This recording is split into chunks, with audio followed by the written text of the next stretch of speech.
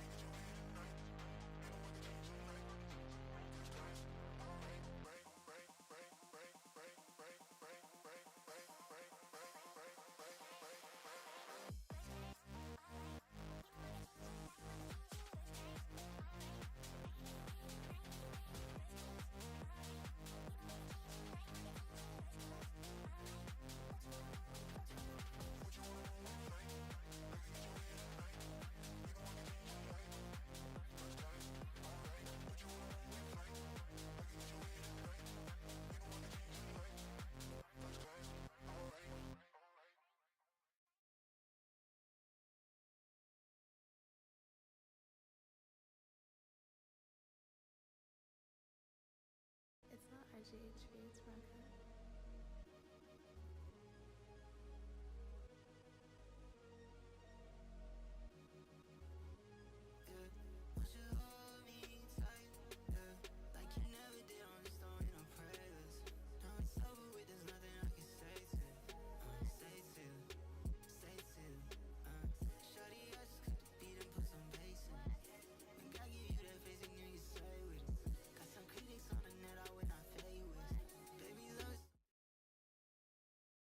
Then, but you can have even more pizzas now if you want to.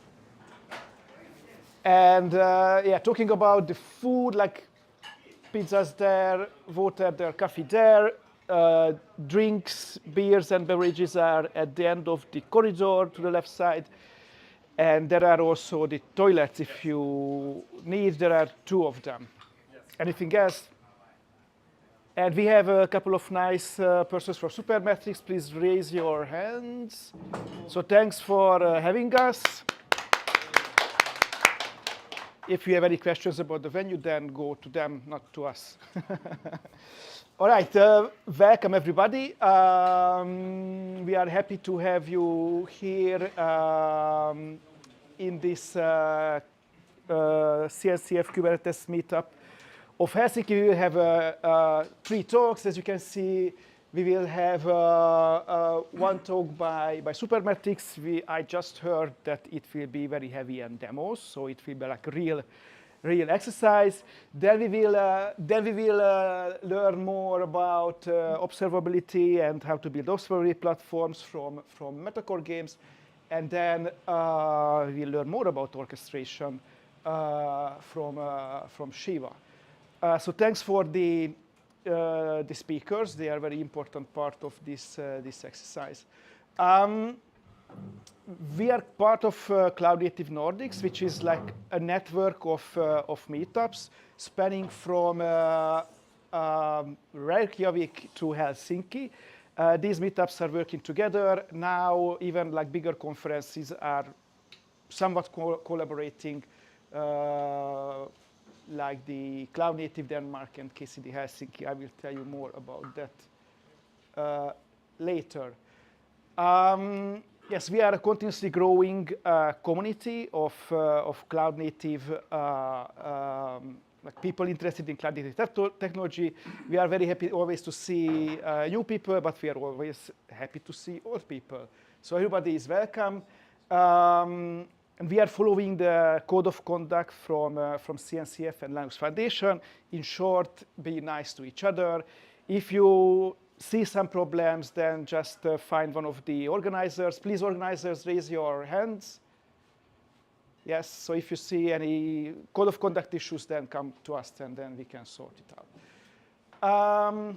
Yes, talking about speakers. So these organizing these meetups needs organizers, needs speakers, needs sponsors, and needs audience. We are usually short on speakers and sponsors. So we are asking all of you, if you have a topic in mind, what you would like to share with the community, scan the QR code or find any of the organizers and volunteer to talk about your topic. On the same note, we are also looking for sponsors. So to organize an event like this, we need a company like Supermetrics now, who helps to organize the event and hosts us. We are looking for sponsors. So please, if you think that your company could host an event like this, then find one of the organizers. And you can connect to us in many other ways. We are on LinkedIn under KCD Helsinki. We have a YouTube channel called Cloud Native Nordics, where we are streaming at the moment and where you can see all the meetup talks recorded. We have our own homepage, cloudnative.finland.org, and you can find us in Slack and on the Cloud Native Nordics LinkedIn page. So there are lots of ways to connect to us. I would highly recommend to subscribe to the KCD Helsinki LinkedIn, because that's the channel where we are sending updates also about KCD Helsinki. Talking about that, so last year we founded, what is a RU? Non-profit. A non-profit, yes, thank you, to be able to organize KCD Helsinki. This is Cloud Native Finland, and the same group is basically organizing these meetups. So now we have a nice homepage and we have like a bit of structure. Now we even have like an OU also, so we are like growing. Talking about that, we will organize KCD Helsinki 2026. So mark your calendars, it will be May 20th. And funnily, it will be not in Helsinki, it will be in Espoo in Aalto University in the Dipoli building. So we are inviting all of you to come to the event, submit your talks, and to get more information about it, subscribe to our LinkedIn. And we are also looking for sponsors to KCD Helsinki. Here the same thing is valid. To be able to organize the event, we need sponsors. Our strategy is that we keep the event accessible, which means that the ticket price will be relatively low. But for that, we need companies to support us, so we are able to organize the event. We need to rent Dipoli. It's not a cheap thing, so please, if you think that your company would like to sponsor us, find one of the organizers.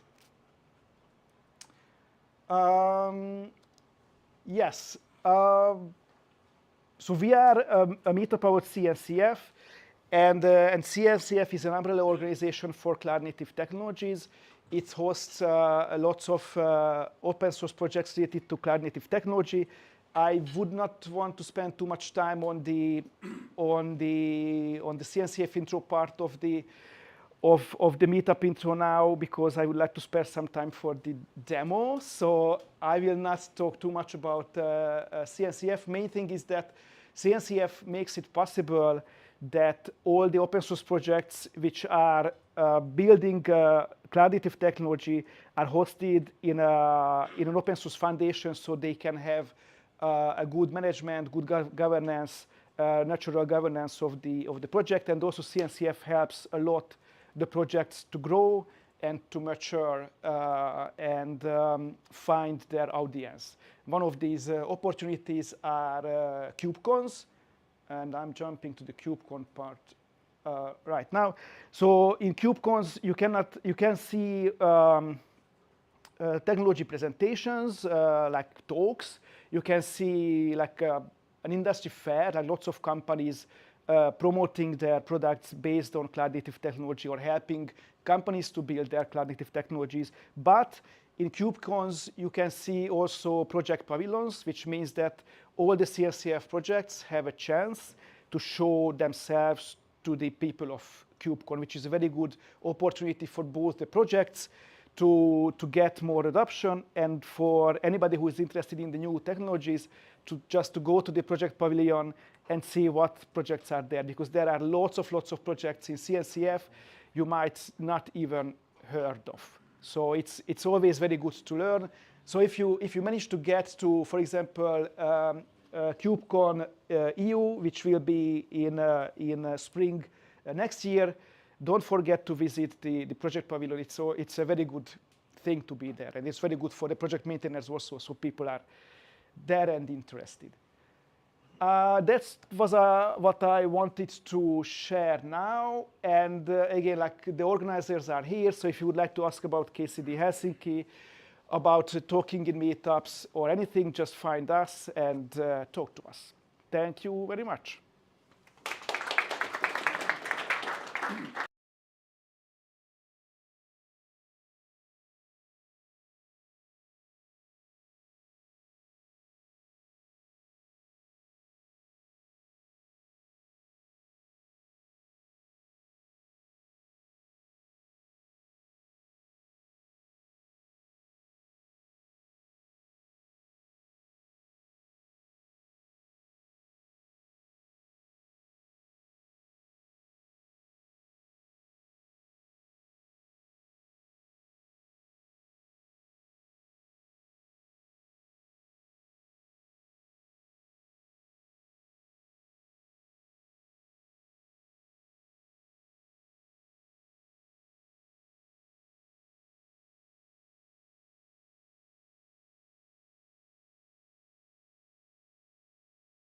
I mean, I was wondering early in the morning when I saw the snow in Porvo. That's one for you, because he's counting every time I said Porvo. That's two. So I was wondering if anyone would actually come today. By the way, when you said it was not going to be in Helsinki, it was going to be somewhere else, I was expecting, oh, maybe it's Porvo. No, it's Porvo. But anyway, yeah. Yes, I do have an organizer T-shirt from the last KCD because they ran out of the speaker T-shirts. So anyway, but great to host everyone here. I love the fact that we all take from a lot of the projects that are part of the CNCF, and then we can just give back a little bit. I think a lot of the notion of community is connections. That's how we build things together, and a lot of the work we do, it is about connections, about doing things together. But today, I'm not going to be talking, well, I'm going to be talking a lot about connections, but maybe I can introduce myself a little for those who don't know me. So basically, I always like to say that I am originally from Argentina. I have an Italian background. I think of Barcelona as my second home. And I've been in Finland for about 14 years altogether in Porvo, which is the reason why I just even wrote it down. And it's only fair that I can live in Porvo because my wife is from Finland. So she chose the country. You know, people ask, so was she from Porvo? No, she has nothing to do with Porvo. She was originally from Hämeenlinna, Tampere area, went to the university in Turku. So why did I move there? Because I just liked it. She chose the country. It was only fair that I would get to choose the city. So that's a little bit about me. I work obviously here at Supermetrics. I've been here for 1.5 years, a little over that. I support a bunch of teams in the areas of platform engineering, security as well, and some of my colleagues are here, so it's great to see them. They will see some of the things here that I'm presenting for the first time too. But today I'm here to talk about provider-agnostic inference for humans and agents. Lessons from a light LLM ongoing rollout, part 1. Okay. So part one. That's maybe the key thing here. So if you haven't noticed, this is a little bit like the time that I went to watch Dune. I don't like reading movies before I go to the movie theater. So I went to watch Dune. This is 2021. I was in Portable, of course.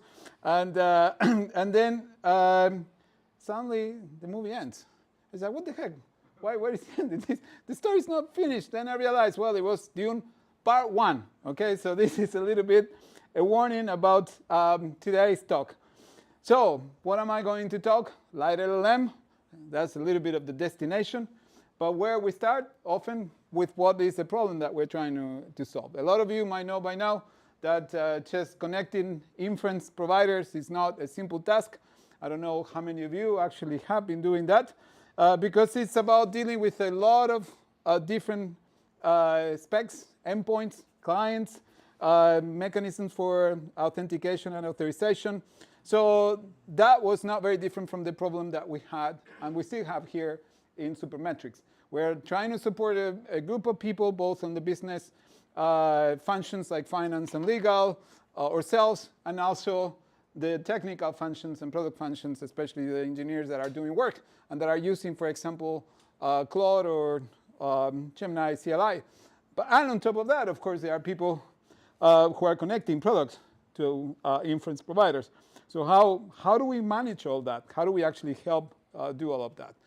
So that was the original problem that we were trying to address. And part of it is because all of these are just the main ones have different APIs. If you dealt with them, you know that you cannot use all the same clients. If you are using libraries, you also know that you need to use different libraries to connect to each one of them.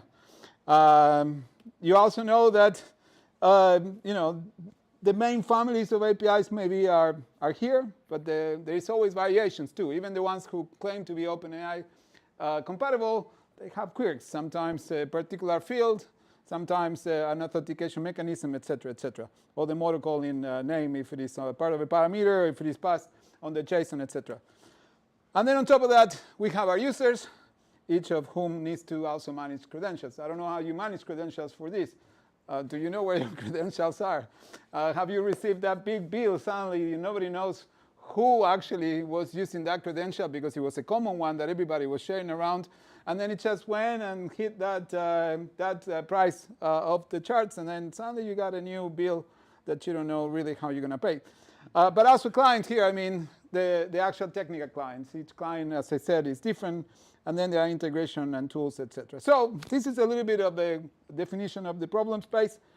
So when I started to explore what are the options, the first one that came to mind was the Gateway API inference extension. This is basically an extension to the Kubernetes Gateway API.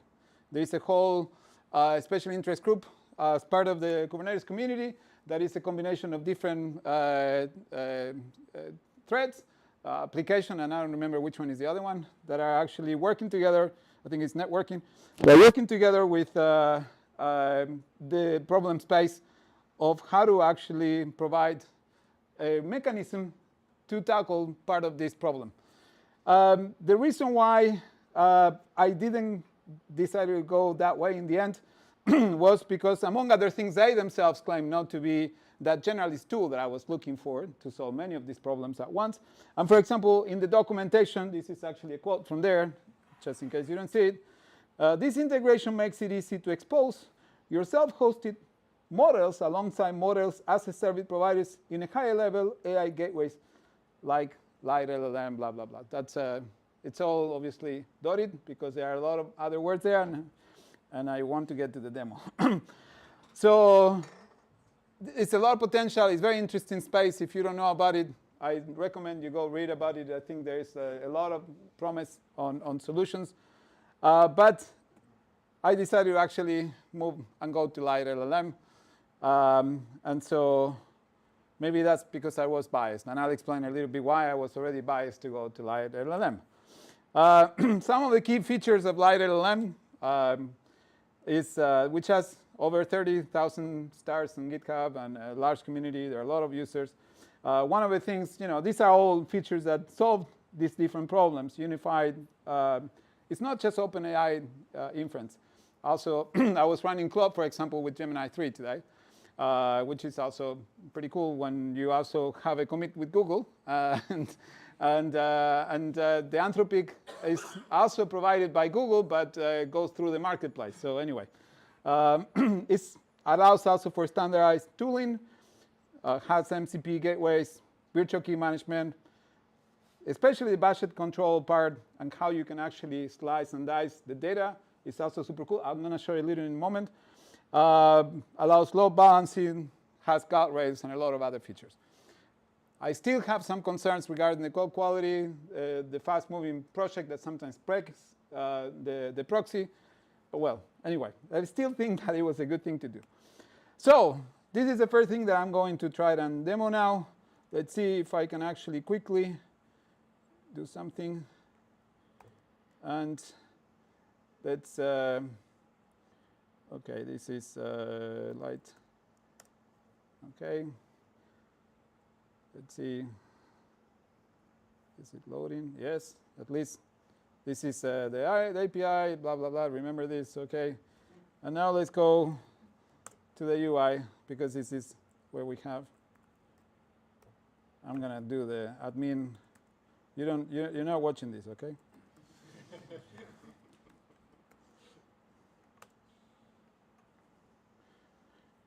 So this is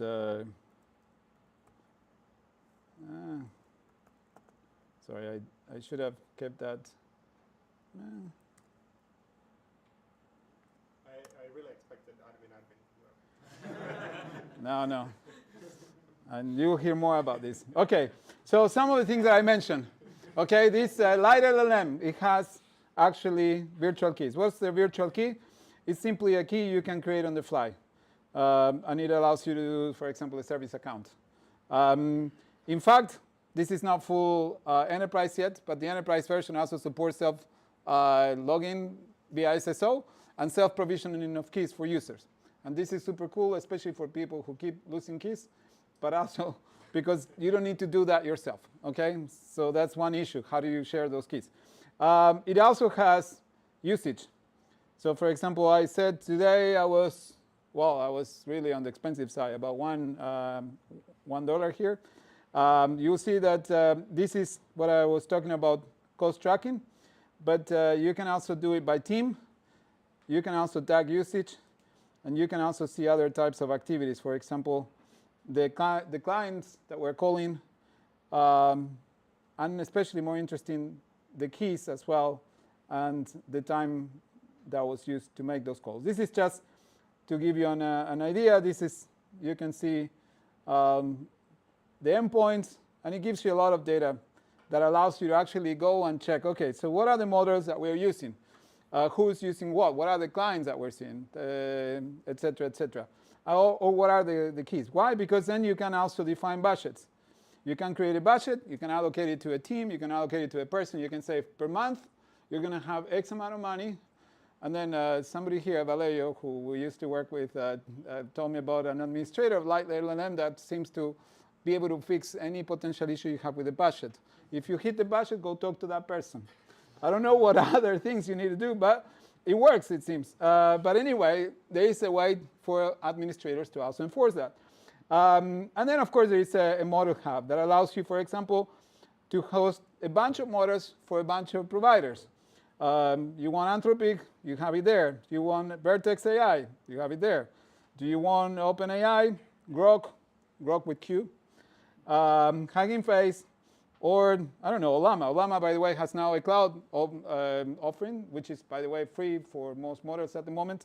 All of that is supported. So, and a bunch of other providers. You can go check the list. It's huge. But why is this interesting? Because this allows you also to set cost and work through that. Okay, I'm spending a lot of time here, but I just wanted to show why there are so many things that are interesting. For example, you can add guardrails that are actually hooks that you can run before you get the prompt, and has a bunch of providers. For example, you can define, and you also can bring your own. So you can integrate a custom guardrail that would actually, for example, prevent PII from going through your prompts, right? If that is not what you want. Or that would actually route as well. And then you can also have a post, the kind of content you don't want your kids at home to watch. Maybe that is also good not to have in the company. There are a bunch of other things. You can explore them. I'm not getting any commissions from LightLLM. And as I said, I have concerns about maybe the code quality to a point. But this is what I thought we needed, OK? So in case you haven't noticed, I was talking all in potential. Something that we wanted, something that we needed. Did you notice that address? Right, the URL in that proxy, right? OK, that's my home cluster. By the way, let's disconnect the VPN. That's why I'm not so concerned about anyone getting access. Of course, somebody can hack me, but anyway, that was running from my LightLLM on my home cluster. I did the talk in the last KCD. Some of you may remember. I don't think that is going to scale for the company. So this is why I thought, OK, I can build a VPN home and then just get everybody through that, or maybe I can bring a LightLLM to the company. So I started to think, OK, maybe I can do that. So this is what I'm going to demo next. It's more than Dune, a little bit like Tenet, if you have watched the movie. You know how it goes, right? And if you haven't, no spoilers. I'm not going to give you any. So what are we going to do next? Learn that things are never that easy. It's not just like I show you LightLLM and then we have the problem solved. Otherwise, I wouldn't be having this talk. So what are we going to do now is first, we're going to do a little thing that I'm going to try and explain as we go. So what are we doing here? I'm just going to do. Huh? Sorry. Thank you. Yeah, oh, sorry. I didn't see that it was that small. It's super big in my screen, so that's. OK, yeah, sorry. So maybe we can just. OK, so for now, let me see if I can show you what happened now here. OK. OK, this shows OK over there. It's awful here, but so let me show you. This is. Oh, nice. That's no, well. We need to give it time. We need to give it time. It might be in error state, but of course it's just the beginning of it. So let's go back to the slides. So this is now I'm going to explain what I'm doing here. Okay. So this is just so then we let it run. But in the meantime, we can also probably have it. Well, this is not a good look because everything is very small. But I'm going to show you. Probably I'm going to show you what I just did. What is that over there? Is this too small too again, or do I need to make it? A little bit smaller. Yeah, that's better. Or still bigger, like that. Perfect. Okay. So and then we can make this maybe a little smaller. So what I just did was use a little project called CRO, K-R-O, or Kubernetes Resource Orchestrator. Okay. How many of you know CRO here? How many of you are running it in production? Please don't. There is actually in the documentation it says this is not production ready. Okay. So just saying that this is a fairly new project. It actually started about a year ago when it was first. I think it was created by AWS people. I found out through the Google GKE team because I was on a workshop with them in March in Poland, and I had just recently, a few weeks before, read about it, and then they started talking about it. And I was like, this sounds a lot like crossplane. Pling, another word that I always like to say, but maybe less complex, maybe to a point something that may feel a need as well. So, but you also see this. I'm going to go back there, but please remember core than 2. Okay? So it's never that easy. Okay? So I needed LightLLM, not at home. I needed a cluster. I needed something that was not our main production with all the complexities of running on our production environments, but I didn't need just a development environment either. I needed something that was sort of internal production. I started going around and I realized that maybe we don't have exactly what I need. So maybe I need to create something myself. And since I had a talk coming, then I thought, well, that maybe it's a good opportunity. Let's explore these options and let's talk about it in the CNCF meetup. The same thing you guys can do for the next one. So I just wanted a way for us to be able to create a cluster on demand. And it needed to be as simple as this. Okay? I just wanted to give a name. This namespace should probably be default because it needs to be the config connector default that I define in the cluster and the management cluster. It also needed just to have very few things. Just the name of a parent project where the management project is running, the target project, and then I just needed a few things that I could even remove because some of these are also defaults. And then you will see Svelto's registration here. Just also remember that name in case you haven't heard of that either. So that's what I set up to do. Let's see if it works today in the demo. So as I said, me crow, we just did. So what is crow? As we said, Kubernetes Resource Orchestrator. It's basically an operator that allows you to define CRDs, custom resource definitions on Kubernetes, without actually having to write the open API spec, which is something you also need to do with composite resources to a point, okay, in Crossplane. But this is a lot simpler. I'll show now another example before we go into how this works. So how does crow work? This is just one picture from their documentation, but this is another one, in this case, closer to what I'm doing. Basically, you write a resource graph definition, or RGD. This is basically not here, but here. So this is what the resource graph definition looks like. You have a schema with a spec, which are basically your inputs, a status, your outputs, and then your resources, which basically are declarations of other resources in Kubernetes, whether CRDs or other crow resources. So you can nest a definition that calls a definition, and you will see that. And very basic, what you do is you either link to existing resources. For example, in this case, when I create this cluster with Terraform, I create a config map that has environment details, so I don't need to constantly put that somewhere else, and I can automate this with crow. But that's all I do. Everything else here is a template that creates a resource. The namespace and other resources that hopefully are still working while we're talking. We'll see in a moment.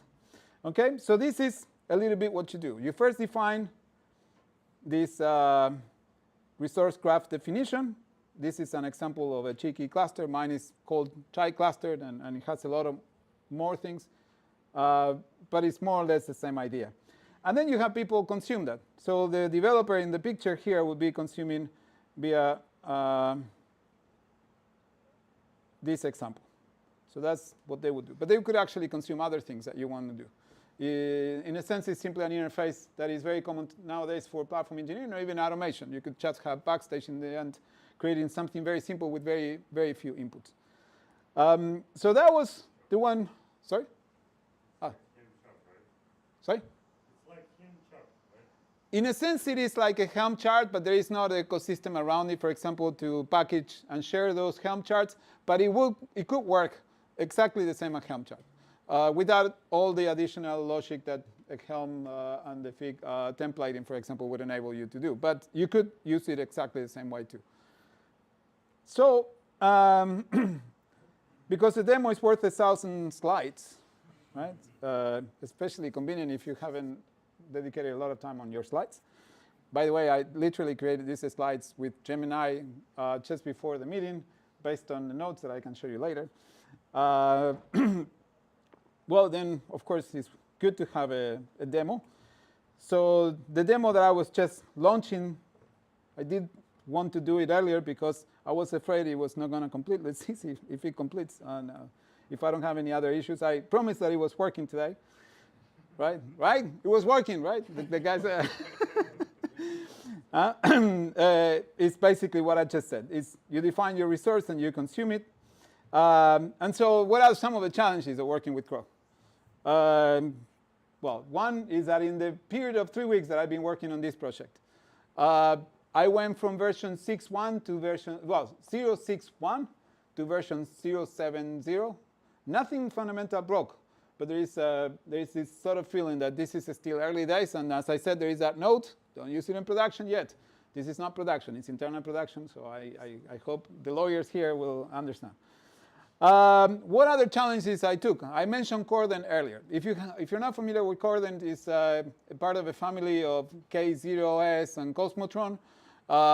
It is also donated to the CNCF. It is open source, and it tries to solve the original problem. How do you actually manage a place that manages other clusters? You want to treat clusters as cattle, which we will hear of later in the last call, so don't leave.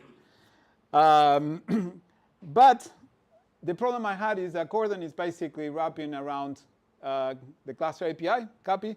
And the problem with copy that I found was that the GCP provider was a little bit outdated. It had things pretty much going back time and didn't have one of the features I wanted to enable on my cluster, DNS-based endpoints, for example, on Chiki.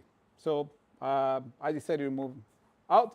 But Cordant gave me a hint about one other tool that I'm using in this. The fragility is obviously there, I hope. Let's see how this is going. This still is, this doesn't look good. Let's see what's going on here. Okay, at least one. Okay, the cluster is still reporting.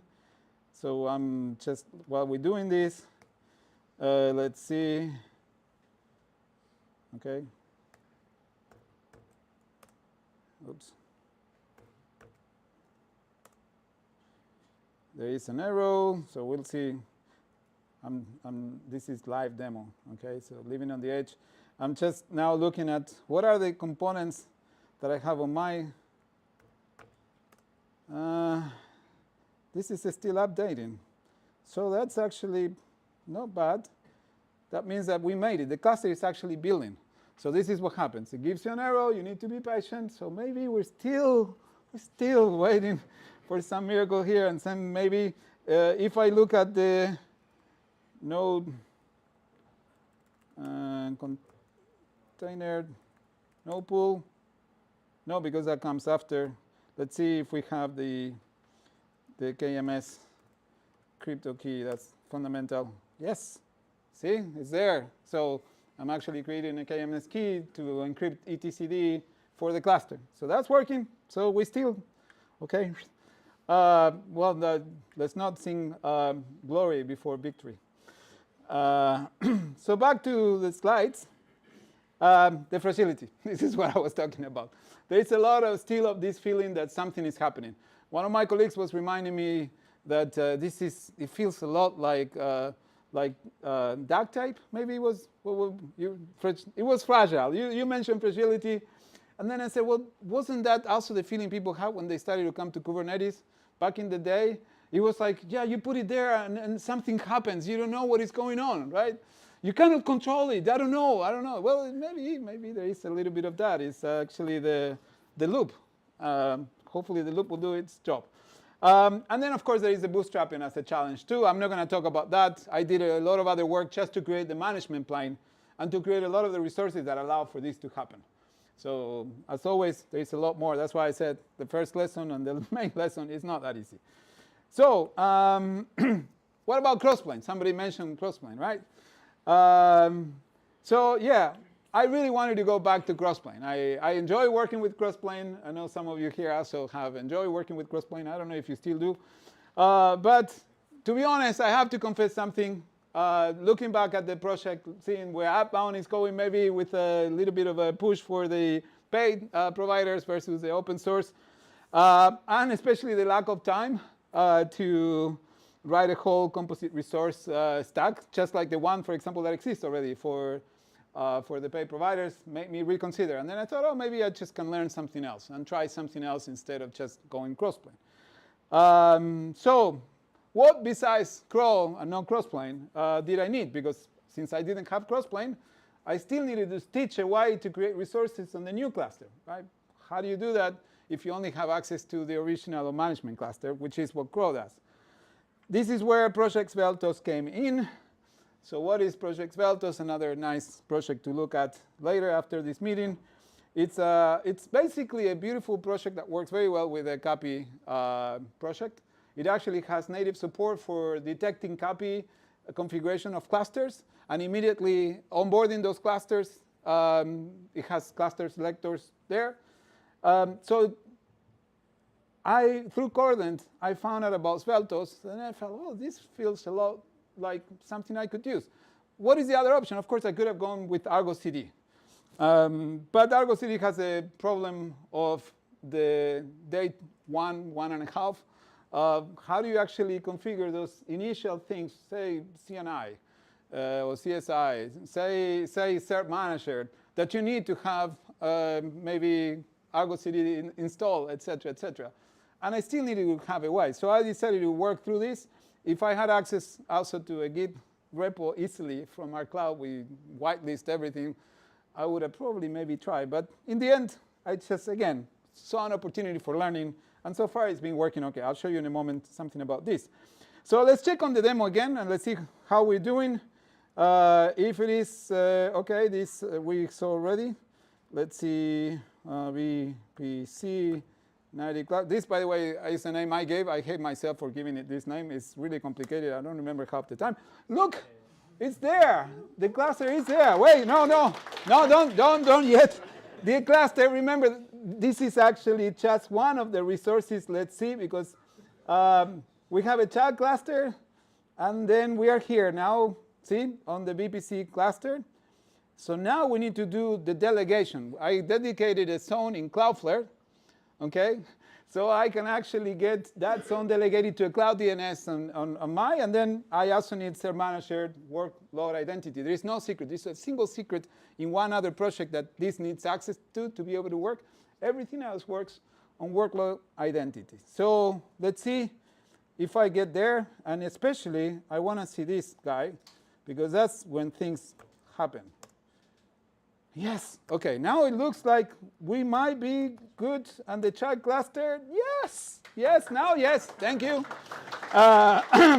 So what does this mean? It means that maybe we are ready to actually show a little bit of that. And you guys keep me honest with the time. What was that? Well. I remember that. Yes, please. Yeah, that's good that you do, because I don't. You have to erase your past memories now. Yeah, what I don't. Yeah, the problem is this is so small I can't find things now. Oh, here. This is. Was this? Why is this? Okay. Yeah, I guess I need just to make it a little. Sorry, guys, but I need to. Oh, there we go. So let me just first, yes. And now I just make this bigger. OK. So let's see if this works now. Oh, that's bad. It's not working yet. So something's not working yet. So what it has to work? Well, what has to happen now is that we do have another cluster. And then I don't know. Well, I need to show that. And we should have some add-ons here, because that means that maybe this is still taking a little time. But let's go now to our cluster, and we're going to go now to the registration of the cluster. You can see that the cluster has been registered. OK, 3 minutes ago. So there is still some provisioning. What Sveltos is doing, it actually, I created as part of Crow, Sveltos cluster registration. That simply tells Sveltos that there is this cluster, and this is a kube config. I can talk about the hack I had to do around that and how I use external DNS. That's Otherwise, we're not going to finish on time. But it actually works. And then Svelte says, OK, this is the cluster. This is the identity. And then it looks at a series of resources that match the clustered labels. And then it knows what to install. And it just uses cluster resources. So it has config maps and also resources called cluster profiles that actually match these different things. So you can see that they are cert manager, common that has CRO and external DNS, contour, and then light LLM, because that's what I wanted to do, right? So all of that should be eventually installed. By the time it is installed, and then now we need to do the summaries. Oh, now it's provisioned. Now this is good news. It means that now, let's see if we can actually, by this name, let me see if this is a final proof that if this worked or didn't work. So I tell them, then coordinate. Okay, I don't remember this. Let's see. This is my home. Okay, this is not working now because I'm disconnected. Let's see. This should be the same domain because I recreated that thing. So no. Okay, maybe still. No. Okay. So no clapping. Oh, sad. I don't know. Maybe I need to see. This says provision, but there is something weird with this. Anyway, in any case, back to the demo. Good. Slideshow. So closing up. Okay. I'll see. Now I still will give 1 or 2 minutes and see maybe that that thing actually does work and does come up. Otherwise, I would need to see why everything looks good. But light LLM is not. Maybe the delegation with the DNS. You have seen. I wanted to go and create that. But to do that. Huh? It's always DNS. Yes. Yes. Thank you. Yes. Yeah, DNS. I should have known better. Yeah. So yeah, I need to log in, but there's not much time, so I don't want to take that. But thank you. Dune Part 1. Okay, this is the end of the movie where you go, okay, so what happens now? Is that all? No, well, you have to wait. I think I will have to come back and just really prove, really show this working in production with a bunch of people using it, so I can show that, or maybe talk about another thing that didn't work out of this. But in any case, it's never that easy. I guess anyone who works in a mid-sized to larger organization knows that whenever you want to do something, it's going to take a lot of additional effort because you're going to find a lot of hurdles along the way. But I enjoy this immensely. It's just so nice to be able to learn. And there's so many cool things happening around our communities, whether it's Crow, whether it's Svelte, and there's a bunch of new things. We were talking earlier with Lucas. I thought that he knew every little square in the landscape. He didn't. Amazing. Every time I go look at that, I feel bad because I discover a bunch of things that the worst thing is that sometimes I look at something I believe I know, and then I start thinking maybe I forgot or maybe I didn't know, which is even worse because at least when you don't know what you don't know, but in this case, there's a lot happening, but a lot of this is also super exciting. And of course, I'm not going to start with the LLM thingy. We all know that that is more, there's a lot of hype, but there's also a lot of utility.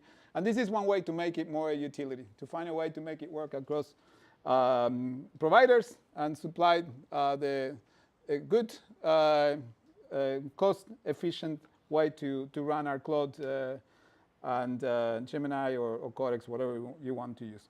So I think that's about it. Thank you very much.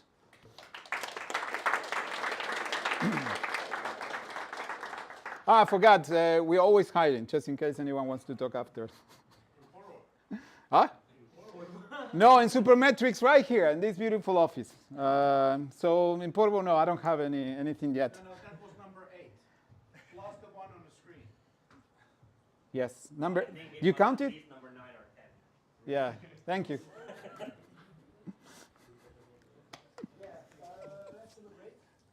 Now I need to see if it. I think you jumped on the VPN. No, I didn't. I get it.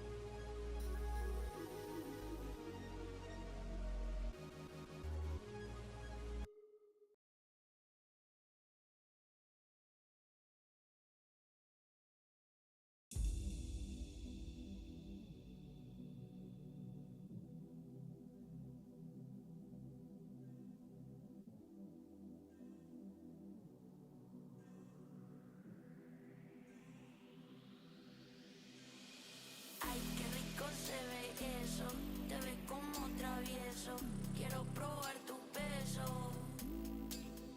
Ay, qué rico se ve eso. Te ves como travieso. Quiero probar tu beso.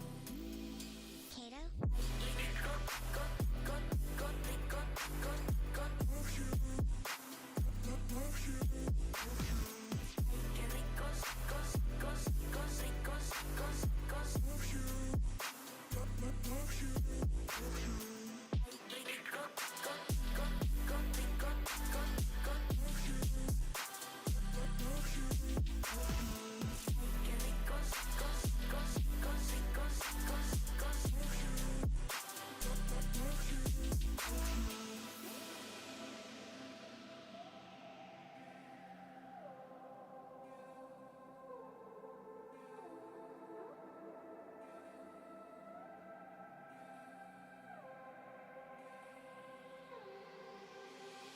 ay, qué rico se ve eso.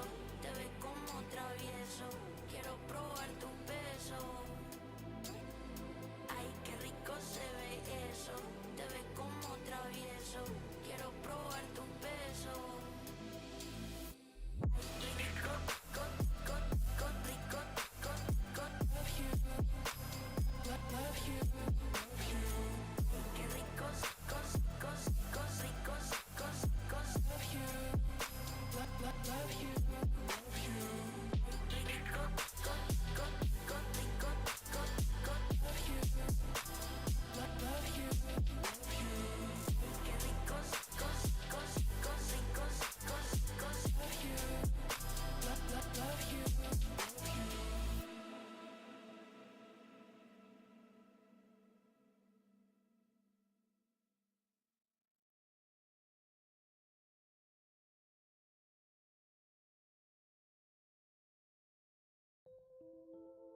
sometimes it feels like I should know how to walk on water.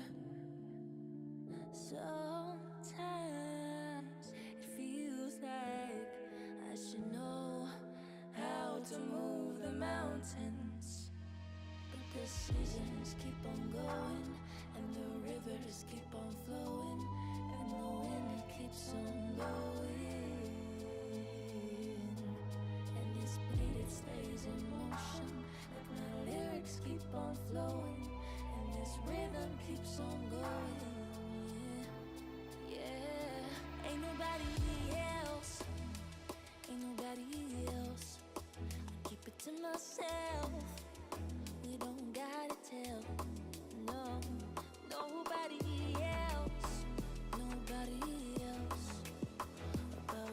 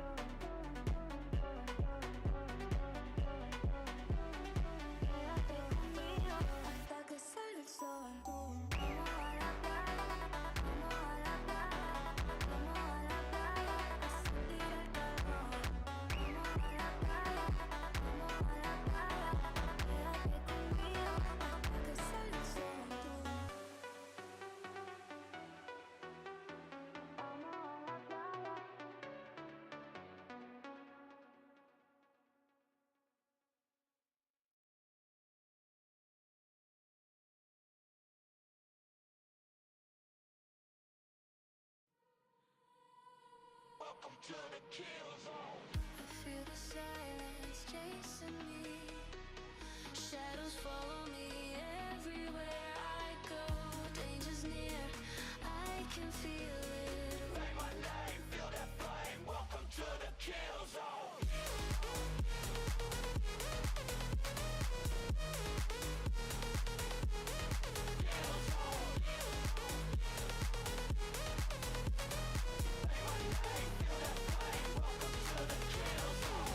There's a silence screaming in the dark. Footsteps echo when I fall apart. Eyes behind me, I can feel the weight. Say my name, feel that flame. Welcome to the kill zone.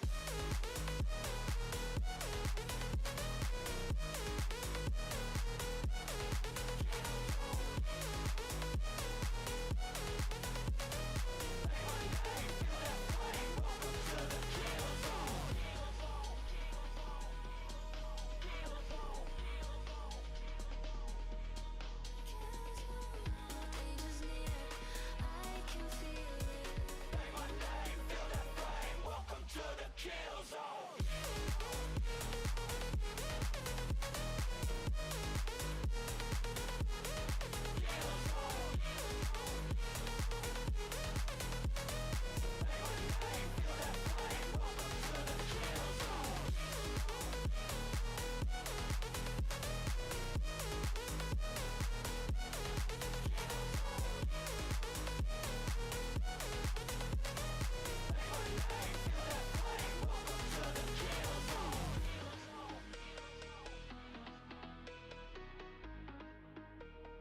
Welcome to the kill zone.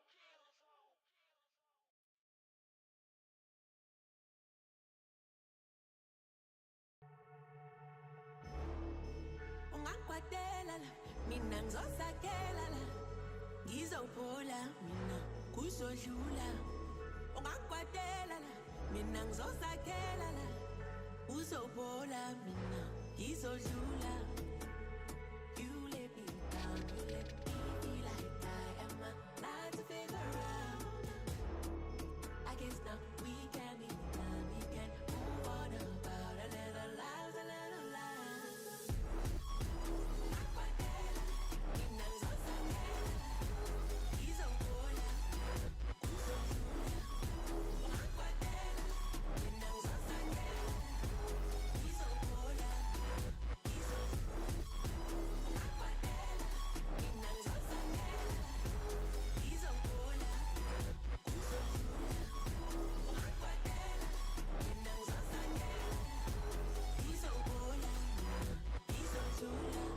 you let me down, down, down, da, da, da. Without a sound, sound, sound. You let me down, down, down, da, da, da. Without a sound, sound, sound. Ungakwatela la, mina ngizosakela la. Ngizophola mina kuzodlula. Ungakwatela la, mina ngizosakela la. Uzophola mina ngizodlula. You let me down, you let me feel like I am alive to figure out. I guess now we can be done, we can move on about a little lives, a little lives. Ungakwatela, mina ngizosakela la. Ngizophola, uzodlula. Ungakwatela, mina ngizosakela la. Ngizophola,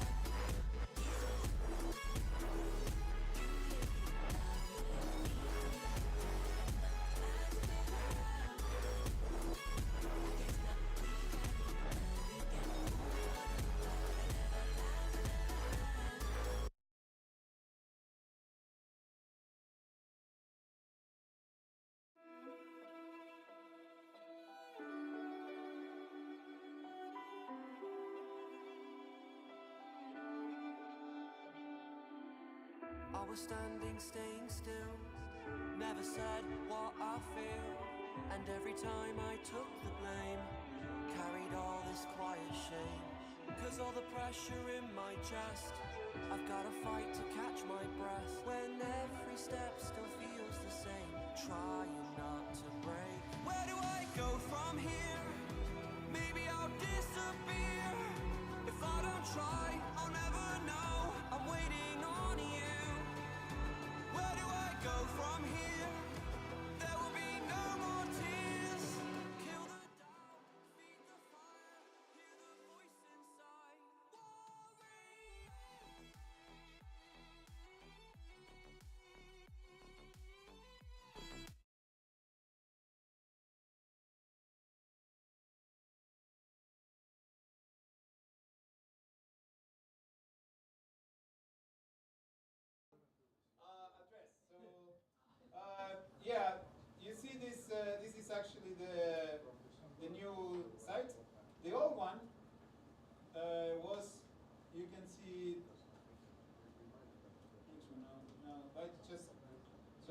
who's Portland?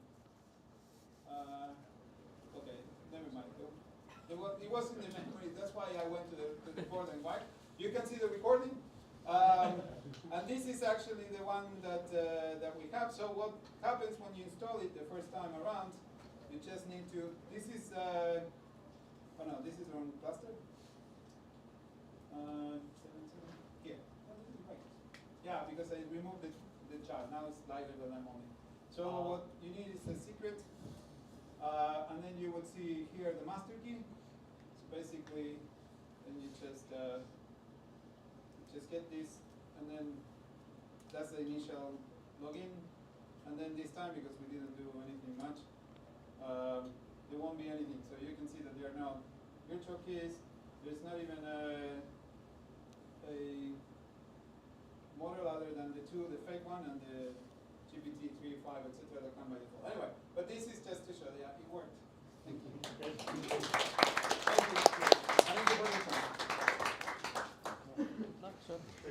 Thank you, thank you. It was not DNS. The DNS should have known where to. HTML. HDMI, yeah. LLM-driven browser. Yes. You would always remember the time it was not a DNS. Yes.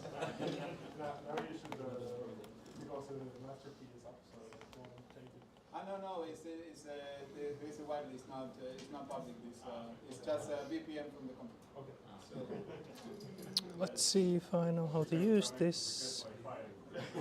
No, because we use zero trust, so you need to have a login. No, that's why this is a public, and we use the same. But you can borrow my laptop. We are very secure otherwise.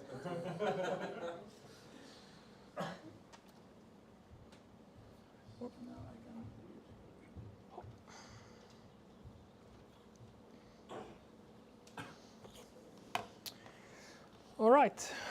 Oh, that is not quite full screen there. Well, I am bad with tech, so maybe we'll live with this. It's okay. It's okay. Yes. Cool. Hello, everyone. I am here to talk about, or more like demystify how Kubernetes monitoring works, and then I'll also share some lessons which I have learned building an observability platform for Metacore. This is mostly Metacore agnostic talk in a sense that I will mostly just talk how these two, Prometheus and OpenTelemetry, can be utilized to enable multiple clusters to write into a single endpoint, so an observability platform. Something about me. This is me. I am Alex Walden. I am platform engineer at Metacore Games.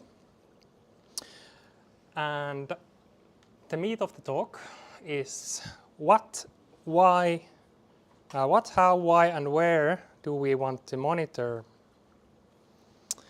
And the what is the health of the platform. So we are talking about a platform now, which means that we have a platform which hosts customers.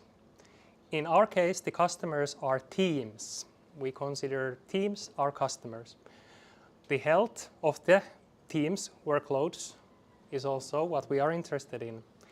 As for how, since we are talking about an observability platform, we monitor it by collecting metrics, logs, and traces into a single place. As for why, well, it's usually good to know that you have a problem, or you will have a problem before your customers tell you. And where is the observability platform? Is where we will host everything as our concrete single point. So the ideology of an observability platform, and the observability is the ability to understand a system's internal state by examining its external outputs, such as metrics, logs, and traces. So we have the one location which hosts our metrics, logs, and traces. As it is a platform, self-service is an extremely important case here. We use it to visualize and analyze the data. And we use the platform to alert on things that matter, and we route it to the correct people. And the correct people in this case is teams. It will be throughout the whole presentation, we will be dealing with how to manipulate metrics to be able to route them by using a team label. And it's not as easy as one might think. So this is basically what Metacore has, and this is also a rather agnostic open source approach, that we have a Prometheus stack which handles the metrics side. For logs, we are using OpenTelemetry Collector, and also for tracing, we are using OpenTelemetry Collector for the instrumentation.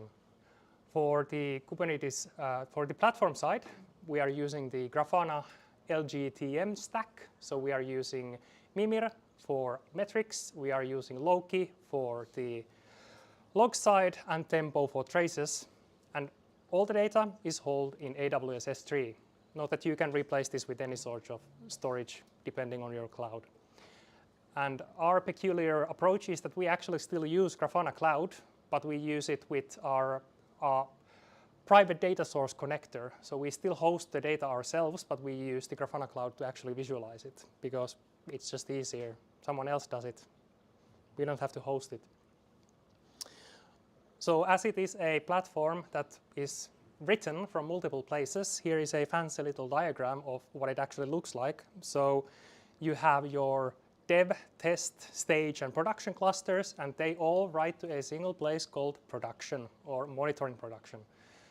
Then we have another just for us observability or the platform team to mess around, try new things, is the monitoring dev cluster. And we have two clusters connected here. We have the whatever customer load dev cluster, and we have our own internal platform sandbox cluster, which we can easy and fast iterate changes on. And the peculiar point here is that we have the dev cluster writing to both places, which can incur additional costs, but it is something you should do if you want to have an easier time. So let's just fast go through so that everybody is on the same page that what is metrics, logs, and traces. So for the metrics, these are numerical measurement of systems performance or state collected time to monitor its health. This is an example of what your metrics usually look like if you navigate to a /metrics endpoint of any application.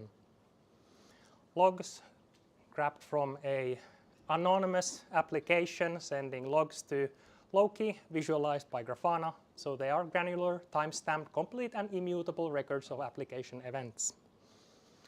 Traces, these are the more interesting but more mystique in a sense, that these are the hardest to understand and get right, but these are the best, these are the gold. So traces are a record of user's journey through the application. So we get to see which points the requests jump through our microservices jungles and how long it takes in each step. And if it errors out, we see what the exact microservice where it fails. It makes troubleshooting a lot easier. Then we move to the collecting side. So in this scenario, we use Prometheus stack to collect the metrics. And we use it to collect the platform and the workload metrics. And it offers a Prometheus operator, which gives us a lot of CRDs, essentially. It gives us Prometheus. We don't exactly install Prometheus as a container. We tell the Prometheus CRD to provision us a Prometheus instance. We utilize service monitors to monitor our customer workloads, so team workloads. And we use Prometheus rule, CRD, to provision us alerting rules. And the most important job of the Prometheus is to act as a remote write to our centralized location. Then in the same stack, we have kube state metrics, which scrapes us the Kubernetes API, essentially. It gives us a lot of metrics. One might say too many, but those are important metrics. And it also enables, not straight out of the box, attaching custom labels to the metrics that it scrapes, which we will utilize, which we will manipulate or utilize by vector matching them in Prometheus PromQL queries. And then the last important part here is the node exporter, which gives us the node level metrics. And the Prometheus, as said, it collects and stores metrics as a time series database. It has its own database, but we don't really care about it. We just want it to write to a single endpoint. Anyone who has dealt with Prometheus knows that it is very prone to corrupt its own database, and then you just have to nuke it, shell to the node, pod, node, whatever, and just drop its database. We don't really want that. It works as a pool-based, so it utilizes pulling method, which we also like. Because it's a platform, we want it to pull stuff instead of our customers having to point things at it. And as said, it remote writes to a centralized place. And as we have multiple locations that are writing stuff into it, we hard code two labels, cluster and environment. And it also handles relabelings. So for example, in the later, we'll see that we use the cube state metrics to scrape labels to us, but they are labeled as or created as label underscore team. That is not something we want. We want it to be called just team. So we use it to relabel those. And then the cube state metrics, it enables platform level metrics and thus platform level alerting. And there's the, by default, it can't have custom labels. So this is the workaround. The cube state metrics is an Helm chart, or the cube state metric. Prometheus is a Helm chart which we can pass through values to the cube state metrics, and we can do a little metric labels allow list, which scrapes us a new metric called cube namespace labels, and we attach team and app label to it. And for example, we get a metric like so, the cube underscore namespace labels, and it carries the app, the namespace, and the team label. These are important when we do vector matching because we grab labels from this to our alerts, essentially. And then the service monitors in a little more detail. So as it states in the name, it's a service monitor, so it monitors Kubernetes services. And services usually have pods behind them, so we use the service monitor or the service through a service monitor to monitor the dash metrics endpoints and thus scrape the workload metrics to our platform. And it supports out of the box relabelings, so we can, from the Kubernetes service, grab the team and the app label to every single metric we grab from it. And the platform alerting, so the cube state metrics, it scrapes metrics utilized. So it scrapes the Kubernetes API for a lot of metrics. And there's also a lot of ready-made alerts that can be found in multiple places. For example, the awesome Prometheus alerts. And actually the Kube Prometheus stack itself has a lot of alerts that you can just enable with a single flag, and then you can grab those, move them to your place where you handle alerts, and then just remove them. You'll have to do a lot of work with them so that they can actually, not that much work, but a little, so that they fit the observability platform, because by default they work in a single Prometheus environment, and we are now dealing with X amount of Prometheuses. So the customer side alerting is handled, as said, it's a platform, so we self-service it.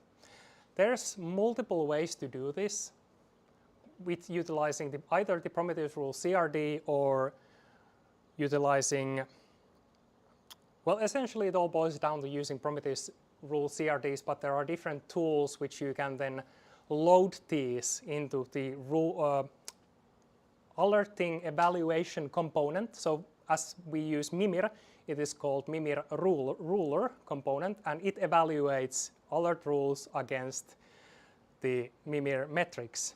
You can use, for example, the Grafana provided Mimir rules action, which will load a Prometheus rule into the Mimir ruler straight out from the box or straight to the cluster itself, but you need to be able to access your internal API, Mimir API for that. Or you can use what we do, which is we have an alloy set up for essentially almost only for hot loading Prometheus rules into our clusters. So our customers bring their own alerts, which are then loaded into our production monitoring cluster, and then the alloy hot loads them into the Mimir ruler component. And because we do this in a single place, straight to production from our customers, we use Prom tool to actually first validate that they are correct. Because 99% of the time, if it passes linting and validation of Prom tool, it's a valid alert rule. And then it's just up for our customers to, is it actually actionable? Is it a good alert? But it will be loaded by the component and will not error out. So now that we have alerts, we want to route them. So as said, we require the team and the cluster labels. And by default, the alerts you can grab from the internet don't expect you to have multiple clusters. So we need to modify them to always carry the cluster label.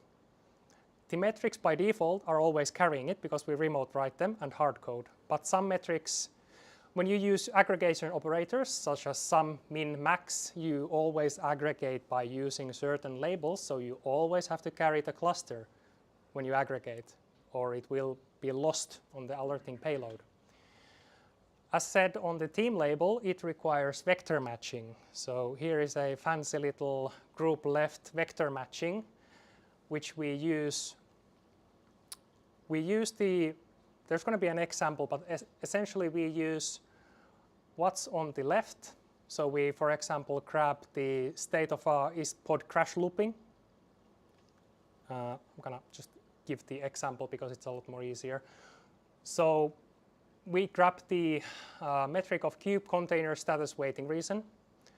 You grab your alert rule from whatever Prometheus cool amazing alerts. You have alert like the middle one.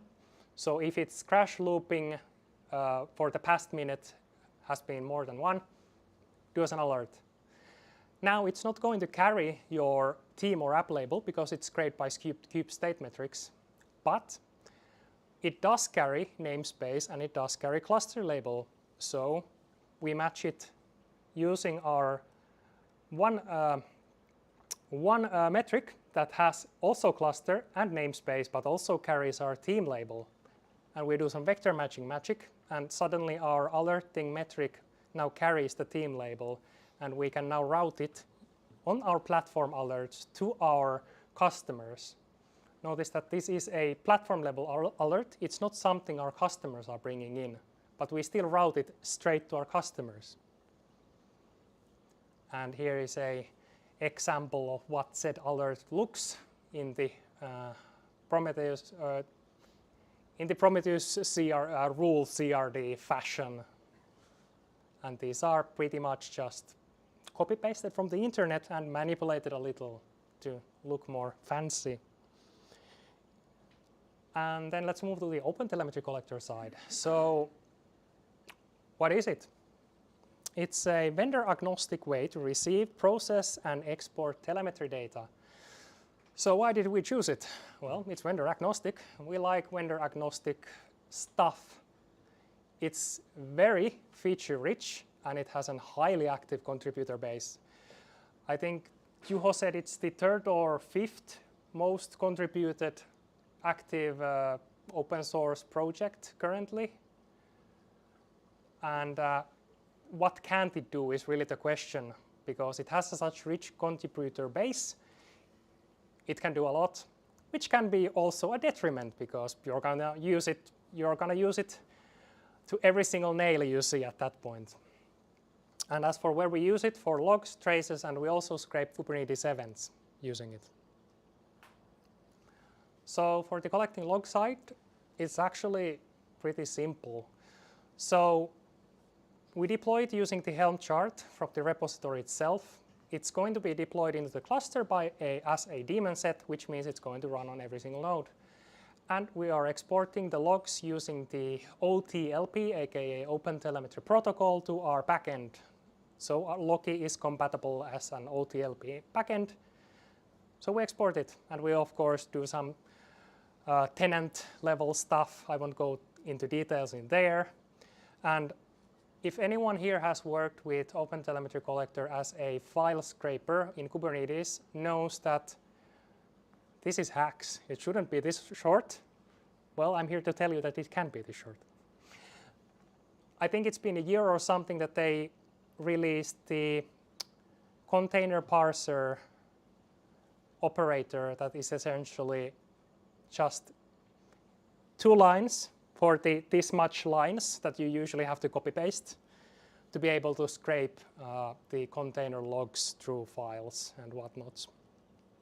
And the other stuff is here that we just want to exclude the OpenTelemetry Collector logs itself because we don't want any fancy loop stuff, and it's also quite verbose.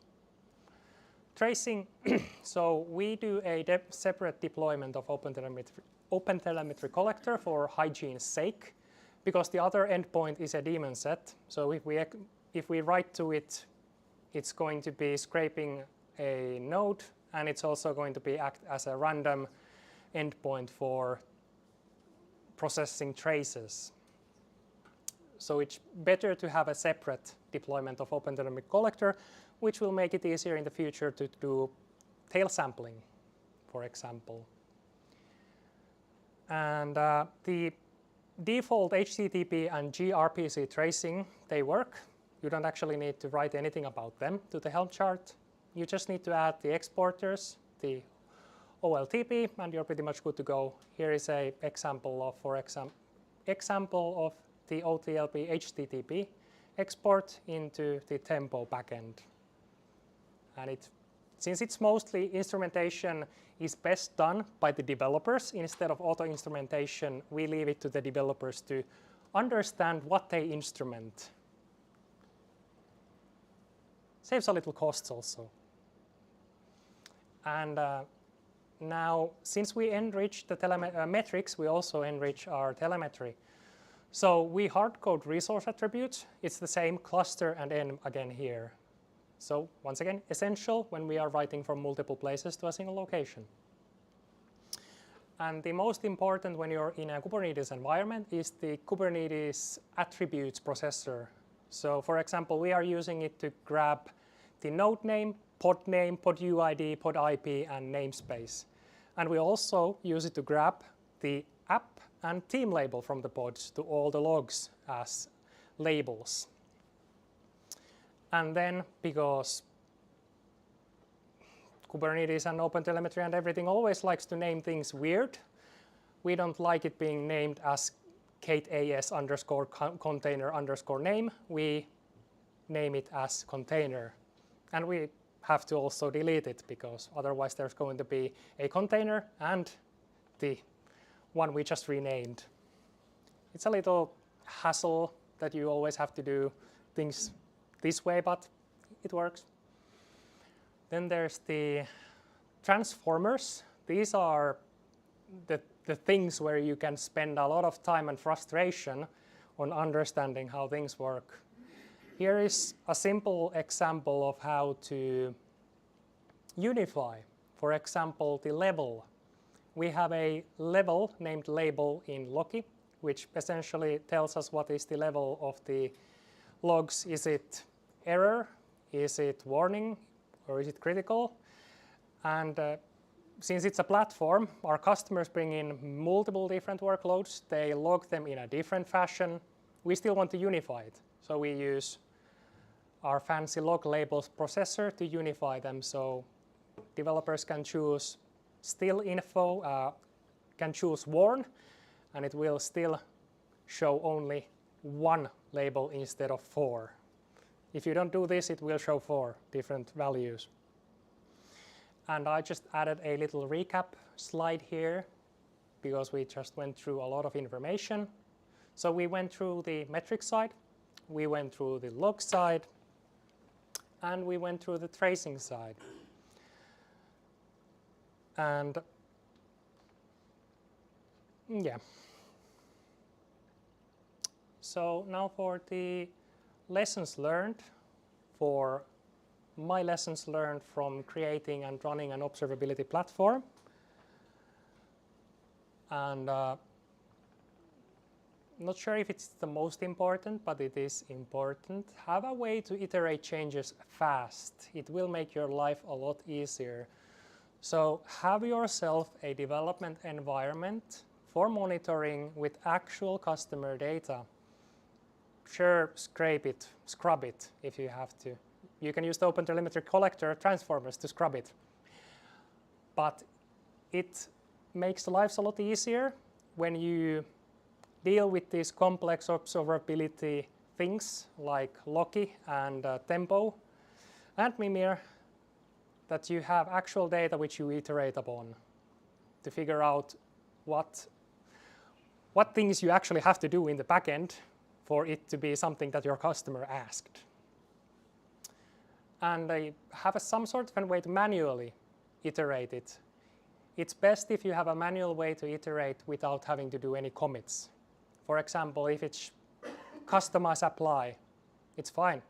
For example, we use Argo, so what I do, I just disable autosync and then I go ham. I just spam some customize applies. And then when I'm confident, I just create a pull request, put on the autosync back, and go forth. It makes things a lot easier than doing pull requests. And the same goes for the clusters that are sending telemetry. This is why we have our sandbox cluster, because the most complexity is actually on the sending side, because we use OpenTelemetry collector, and it's awfully complex. I have wrangled my brain way too many times in trying to figure out how it works, and I still don't know how it works. Which leads us to learn to debug it. So on the bonus side, it has a very rich debugging logs. And it's very crucial when you're trying to understand that how do the things actually work.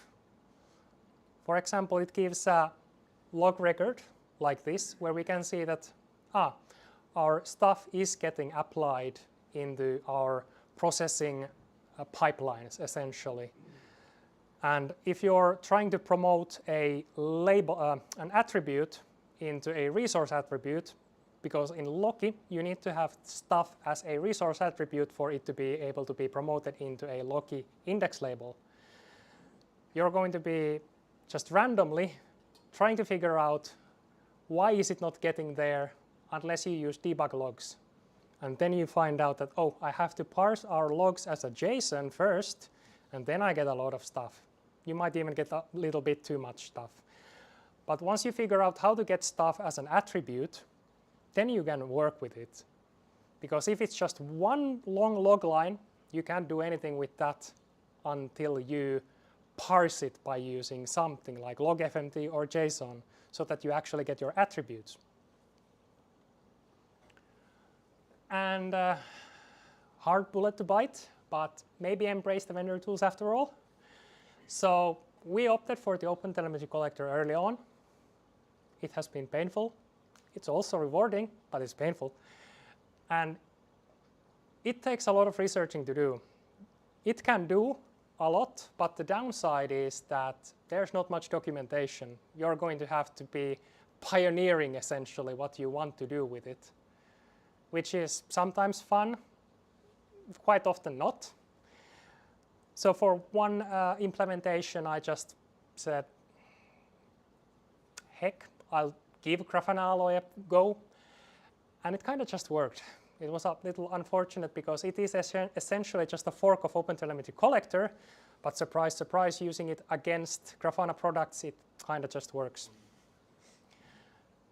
But the downside is its configuration language is horrible. I do not understand why they chose the weird JSON syntax they did when it is essentially a OpenTelemetry collector fork. But each to their own. And don't underestimate the complexity of self-hosting. So you will hit limits, and by limits I mean whatever your backend is throwing at your face by error logs, that your logs are exceeding X limit, or limits your clusters can scale, limits your performance hits, and if your queries start to take a long time, you will be spending a lot of Googling, figuring out what component you need to scale, because it is not straightforward, especially when you're using open source components. The easiest way is just to go ask the actual vendors that, hey, what's this? What do I need to do? But they're not really always open, so it's going to take some guessing. And from early on, limit what goes in and act fast. So as said, understand the default limits of your platform, whether it is the scaling or the individual component limits. It's not always clear from the get-go that what this means, but try your best to understand. Understand which components, for example, affect the query times. Then you already kind of know what to do when your queries start to take too long. And as for your customer workloads, already create alerts about when there is a high volume on logs. We've been hitting this a lot, and then we just go and have a little negotiation with our developers, and they usually nod their heads that yes, we maybe don't need to log this much, and then we shake hands, and then we never see the alert again in an utopia. But anyways, so learn to negotiate with your developers, be political, be polite, but be stern. Don't let them run rampant with their a lot of logs that they will never even use. And implement distributed tracing ASAP. This is a bullet that is coming to bite our arses because we kind of overlooked it. And if you implement it, it will make things a lot easier because your developers will always blame the platform first. It's never their product, it's the platform. So if you can already tell from the load balancer the route to the application, you can already point that the request did indeed end up in your application. So perhaps it is your application. So by default, if you implement tracing, it won't have the first hop, which is in our case the AWS NLP. So we are looking forward into using Gateway API and some magic of tracing in their instrumentation to grab that into our trace spans also. So we actually get the full trace. And the positive side is you actually can run an observability platform with just a couple of even one person. And the key here is well planned is half done. So in our case, the implementation took something like 6 months, which I don't know if it's much or not much. But essentially what it has enabled is that it runs by itself. Every now and then it requires some love. For example, we update our components. We use Dependabot. No, we don't. We use Renovate to update our components. So we get pull requests and we try to update our components at least once a month. And whenever there is a big migration, a shout will be heard from some cubicle because we are dealing with the Grafana stack, so there is always trap somewhere set when you migrate into a new major version, which we are now doing for Mimir, which hopefully goes well. We'll see. And the key is that experience and correct people is the key. So if you are able to have or are able to recruit the people with the experience that have basically already done this, you're golden. Because refactoring these things is a very painful job. But if you do it right from the get-go, it's a lot easier. It also, of course, depends on your scale. If you are logging 2 terabytes a day, good luck. Victoria Logs is probably a better option than any on the S3 or whatever is the Azure equivalent stuff. So yeah, thank you. Questions?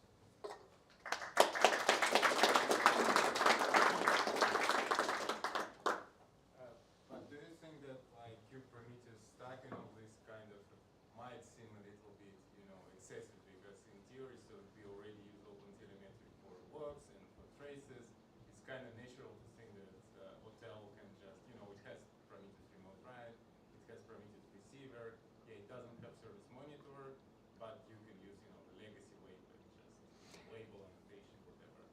Yeah, so What does it provide? Basically, service monitor is maybe not so much value if you are able, to have those labels properly on pods directly. So then it's Prometheus rule probably. Is it on the child cluster or is it in this central cluster? The Prometheus rules.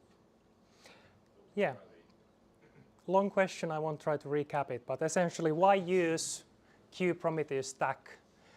And it's mostly, I talked about how having the experienced people is the key to move fast and create a good platform. So I had experience with Prometheus stack, which is one of the reasons we have it. But the second reason, you said the service monitors, and it's exactly to enable a platform approach so that our customers just bring in their service monitors and then they are good to go. I haven't looked what is the self-service way of doing this on the open telemetry collector side. I tried to Google it, but I couldn't find anything, which is... You just need to have the labels on the pod, so you can have some governance like Kubernetes, so that if the label, if yes. monitoring is enabled, then it has to have this Prometheus IO or whatever you should basically yeah. the label, so you can kind of skip actually your Prometheus stack. So Cube state metrics you can just install separately and write a little yeah. snippet into yes. the It's essentially definitely a thing we probably will look at because it is a very heavy stack, the chart for this. It is, so it kind of felt a little bit weird that you don't actually run Prometheus, right? You just after scraping and remote writing with some buffers, pipeline, all the goodness that Hotel gives you, then it's kind of, the whole heavy thing with Prometheus stack, you kind of want to ditch it. Yes. We also have a vision to use the probe CRD, and we kind of already did it. So the black box monitoring, you can also bring the probe, so the customers can bring in their own probe manifests and be able to monitor their endpoints. So it also enables a lot of features that you can just pick and choose, which, of course, as said, OpenTelemetry Collector can do all the things, but it just takes a little more time.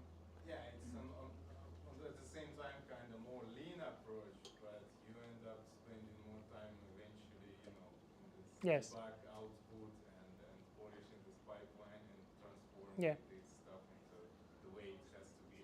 I had some experience basically kind of matching whatever Prometheus stack did before, so like reproducing everything with Hotel from the scratch with labels. It was kind of painful, but in the end, it kind of just nice.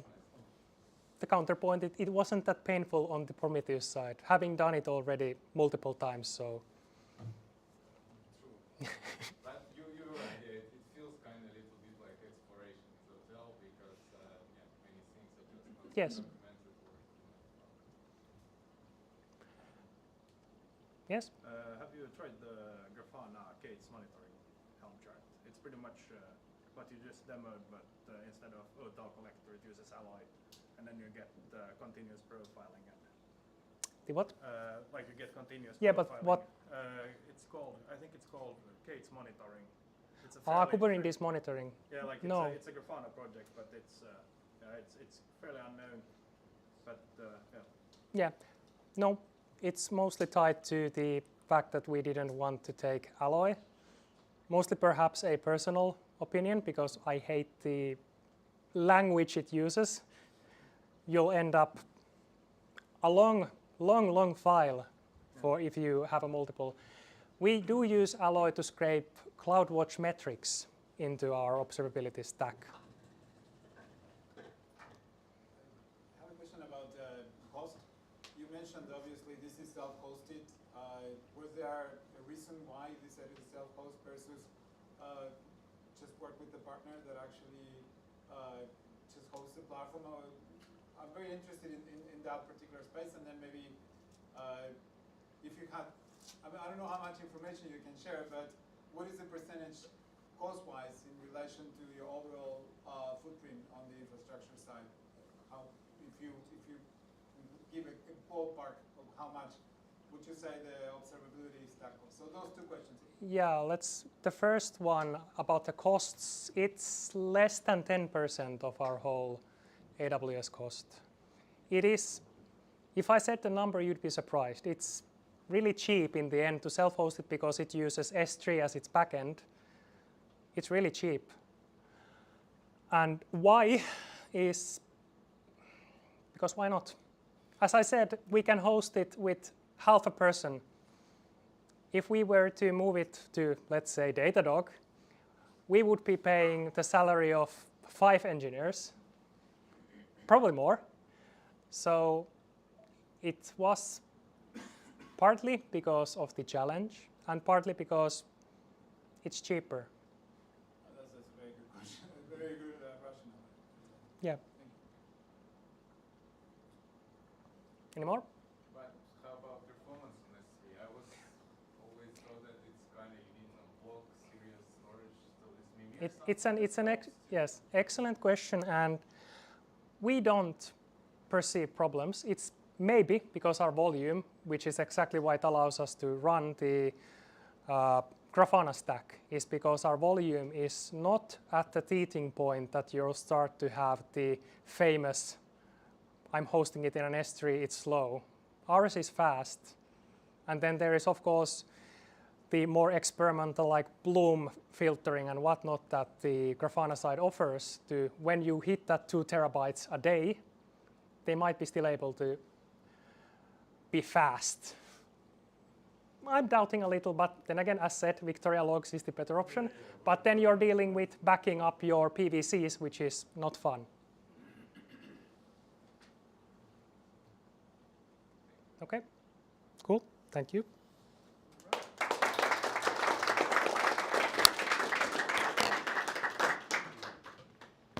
Let's have again a couple of minutes break. There are still pizzas, there are still drinks, and then we can have the last presentation.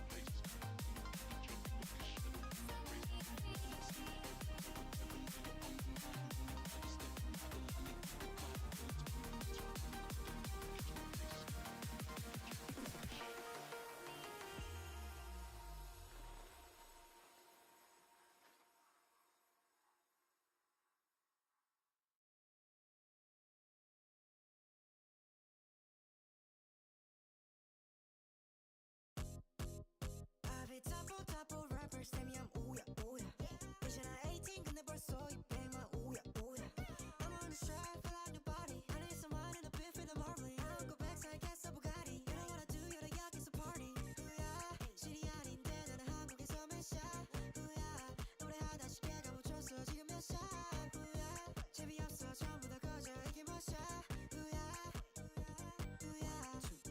Yeah, go fast in the road, can't touch my mom. 난 무대 위에 성켜 chains on my mom. That's all on 끝난 줄 알아서 시야 나는 재미없는 걸 제일 못해요. What? You cannot be fucked with this. 내 앞에서만 만들어 터미널 나 그냥 러브인처럼 I'm running on 내가 뜨면 너네 처음부터 ominous. Guess I'm a liar. 바리바리 지대서 on fire. 날 못하는 애들 전부 fired. 없잖아 busy so fucking tired. Oh oh oh. I made some new shit. 알아봐 부시 이게 진짜 never movie. 나 진짜 되게 so wanna be all of my bro 내가 만들어 feeling it. How I do run around on my city. I'm from KR, no gun but chitty. Bang bang bang like a big bang, feel like I'm jitty. Yeah, 이렇게 나와 이제 올라갈 거야 난 저 위에. 할 거면 제대로 해. 이제 길에서 들릴 걸 내 노래. 타보 타보 rappers 쌤이야 우야 우야. 이제 나 18 근데 벌써 200만 우야 우야. I'm on the strap feel like nobody. I need someone in a bit for the marbling. I don't go back so I guess I'm Bugatti. You know what I do you're the yakis a party. 우야 실이 아닌데 나는 한국에서 몇 샷. 우야 노래하다 쉽게 가묻혔어 지금 몇 샷. 우야 재미없어 전부 다 거저 이게 몇 샷. 우야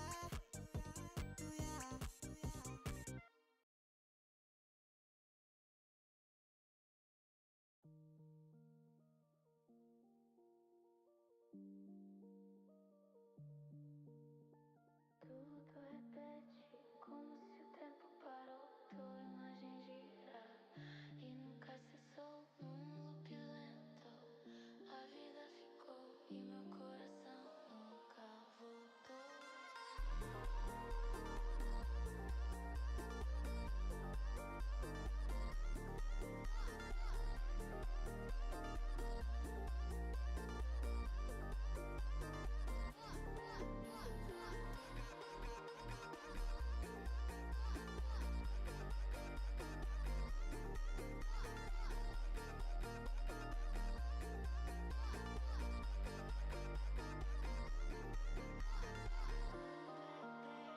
Como se o tempo parou, uma imagem gira e nunca cessou um loop lento.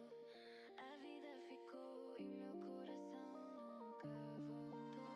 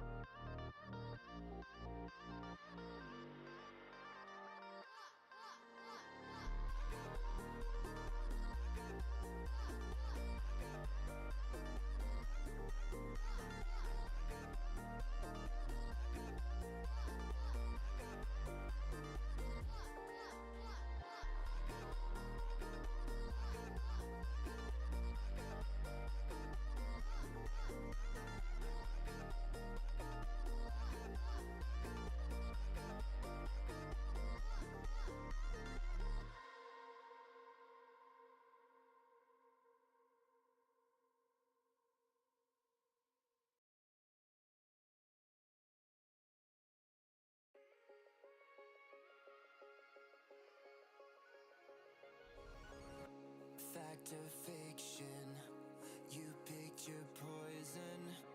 This mental friction, clearly it's been broken. Borderline tragic, you're so dramatic. It's automatic, you turn it on like magic. What would it take to make you feel better again? What would it take to make you feel better again? What would it take to make you feel better again? Better again.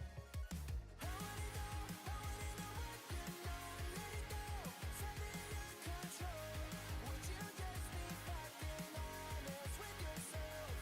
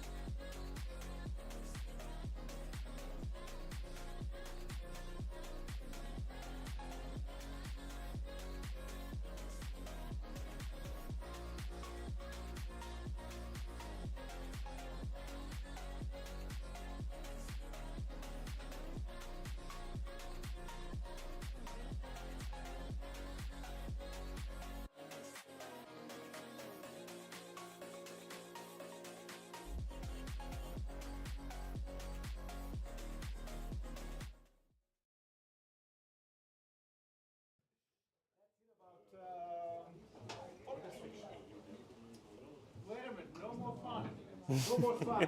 Now we are serious. Stop having fun. Stop having fun. This is a serious 7. Come on.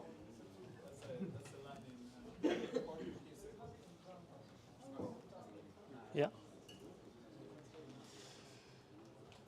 Okay.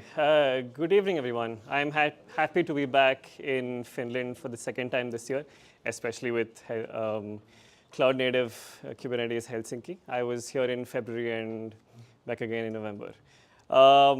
I'm here to talk about, well, this doesn't really represent what I'm talking about. I'm going to say that migrating from any sort of Docker Swarm or like Docker Compose to Kubernetes is easy. How many of you agree with me? Yes, as I expected. Yeah, it's not really easy. Show of hands, has anybody run Docker Swarm in production? Nice. Show of hands if you're still running in production. Amazing. I would love to talk to you, really. I'm Shiv, an engineer by profession. I'm a master's student at KTH. I'm doing my master's in computer networking. I'm in my second year. If this does not tell you that I'm a Kubernetes enthusiast, I don't know what will. But take this with a grain of salt. My knowledge is quite limited in Kubernetes. I'm still learning a lot about it. I'm an avid sunset admirer, not when it sets at 3 p.m., but some. Let's not get into that today. I will not. I work at Umoni. Umoni is a Swedish end-to-end IoT solutions company. We are small by size, but we are large by our reach and visions and goals. We are in transportation, smart city, real estate, manufacturing sectors, and we deliver sensors, gateways, clouds, insight for these IoT applications. I was hired this April to perform Kubernetes migration, the best thing ever to happen to human beings, I think. What does this mean for me? I do infrastructure, I do Kubernetes strategy, and a lot of automation. Kubernetes strategy can be both technical and non-technical depending on who I talk to. Currently, we are running 15 microservices, not really that much. Of course, we have to have an AI platform. And we have a web portal with like customer integrations, blah, blah, blah. But then let's address the elephant in the room. Technology is not the main concern. If we are migrating to Kubernetes, it's more of an organizational conversation. And a lot of people are involved. A lot of discussions have to happen. And only then, it's distracting, but it's the whole point. To give some context, this is where we started. 2019, we were running manual Docker Swarm system. This was because Kubernetes was not as mature as it is today. And also, people in my company thought that Kubernetes was overkill back then. Yeah, no scope for automation. And then a few years later, we brought in Ansible automation. So there were Ansible scripts that deployed stuff into Kubernetes, Docker Swarm on multiple environments. And then Docker Swarm, as it is, was still inadequate. It lacked a lot of features. So we built a custom orchestrator. When I say custom orchestrator, it's a bunch of bash scripts and Ansible playbooks. And this has really worked out well for us until now, where we need some sort of scalability and a bunch of other reasons, which I will talk in some slides. Currently, we are running Kubernetes in stage, but we're also running Docker Swarm parallelly for various reasons. Yeah, I just had to put a reason for it, so it's there. When we had the conversation about migrating to a different solution, we started with looking into options. ECS was right there, but it had a vendor lock-in attached to it. There was HashiCorp Nomad, but then features were not as much as what we wanted it to be. So Kubernetes was what we thought would fit to our sort of system. This was, this is still how we do things on dev, stage, and prod. But then this is what we are aiming for, where we just do a bunch of customized overlays, and the magic of GitOps does the rest. One moment. So the flow above is quite chaotic because there are a lot of moving pieces. And those are some things that we would want to get rid of, have one place where we can manage all of our applications and then have automations in place that takes care of the rest. Real limitations that we found out were we had inconsistent release timelines because of the nature of Docker Swarm. Customers had no choice until now of where they want the platform to be. We had to manage downtime because running a new update on Docker Swarm essentially requires us to bring down the stack and bring it up again with a new image or like the latest changes. There were a bunch of scaling issues that we also wanted to address. I say all of this because what customers don't ask us right now are, do you run Kubernetes? What sort of orchestration? What's your infrastructure stack look like? But what they do ask us is, can we meet their SLAs? Is our platform Europe, like hosted within Europe? Where is the data sitting? And if we support on-premise deployments, which is a major component for us. They also talk about data sovereignty and custom release cycles for specific features that are relevant to their platform. Now we come to my favorite slide, which a couple of people here spoke extensively about. When I started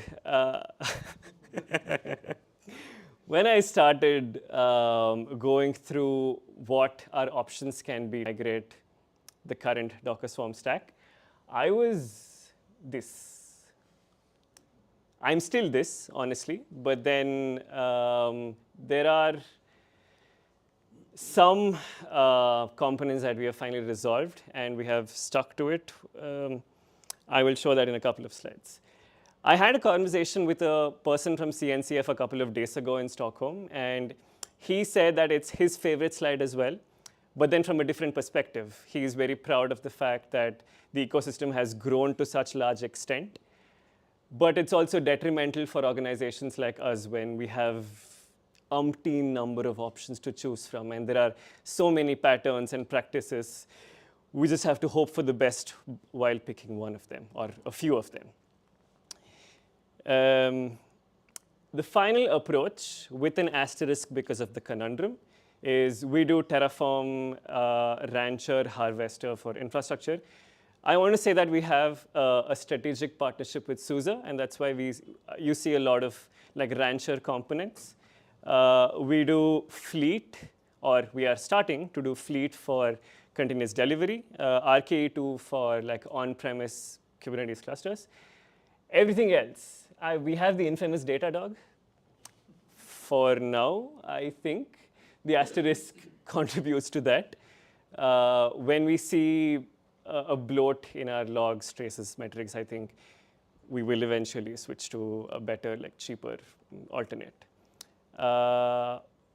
What we love after running Kubernetes in stage is that developers have a little bit of confidence because that it's also in stage, that they have new releases more frequently. Daily is a stretch, but more frequently than bi-weekly for sure. Customer onboarding has become more easy for us. There is a lot of potential to scale. We can have multiple different release cycles, different versions of platforms running on the same infrastructure. This is another important aspect for us, that we want to run a fully private on-prem solution, which a few of our customers are very keen on. Some lessons here. I love that today's sessions has become just lessons learned starting from the very first session, it has been lessons learned and lessons learned. More lessons. If you're a really small team and there is no Kubernetes expertise, consider running what you are without looking into Kubernetes. But then I myself do not have the entire expertise with me, so I'm still learning and experimenting. Insufficient budget for training can be a really big issue if you want to migrate. Lack of organizational buy-in is something that I want to press on because, again, the elephant in the room, technology is not the main problem. It's the organization that has to really be motivated towards moving to a Kubernetes ecosystem. It comes with a lot of inherent costs on its own. This as well. So just because your current small-term or like short-term needs require Kubernetes does not mean that you will be needing it, say, 2-3 years down the line. It's a big investment to undertake and make sure that it really reflects as well. Yeah, buy-in is necessary, and you need to be able to show leadership that there is some ROI in this migration. I presented this earlier. Now to expand on it, we hope to run Kubernetes in prod by mid-2026. And then by the end of 2026, we want to have the self-hosted, well, hybrid and self-hosted AI platform and the backend, which is currently on Docker Swarm. Where are we right now? 10 months into migration, 10 months since the whole conversation started. We're running Kubernetes in stage, but also in Docker Swarm because we have 2 different ways of deploying, as I showed earlier. But it's getting better, I would say. We are extensively testing all parts of our infrastructure, and we are trying to evaluate both like operational metrics as well as organizational metrics. What was the organization promised, and is the whole system delivering it? Key takeaways that I want you to, well, take away. It's a very business decision that you need to have.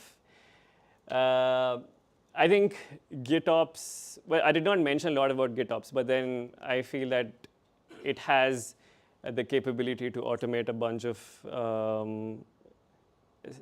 of things that people are doing manually. Cattle, not pets. This was a part of the title, and I want to just give a call back again. It will give us agility and some predictable scaling. And then we need to be able to measure business outcomes, be it like operational or organizational. That was my talk. Thank you so much for being patient. If you want to talk about any of these things, and if you want to connect, I'm here, open for questions. Thank you.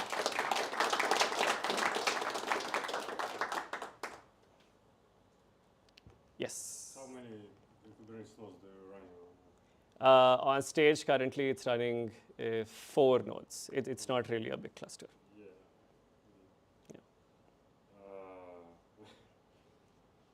Can our salespeople reach you? Maybe we can give you better deals than Rancher and Suzy. We can have that conversation.